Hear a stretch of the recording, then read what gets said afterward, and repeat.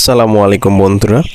মুরগি পালনের সবথেকে কিন্তু গুরুত্বপূর্ণ একটা বিষয় হলো আপনার খামারের লিটার ঝরঝরা রাখা, লিটার শুকনা রাখা, লিটারে যাতে অ্যামোনিয়া গ্যাস না হয় সেই দিকে খেয়াল রাখা।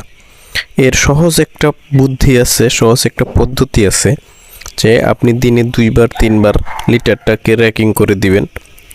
পা দিয়েও দিতে পারেন, আপনার যদি অন্য কোনো সিস্টেম থাকে সেভাবেও দিতে পারেন। দিলে আপনার লিটারটা থাকবে শুকনা আর আপনার অ্যামোনিয়া গ্যাসটা বের হয়ে যাবে। মুরগিগুলো আপনার অসুস্থও কম হবে। আপনার খামারে লিটার যত ভালো থাকবে আপনার মুরগি তত অসুস্থ তার হার কম হবে।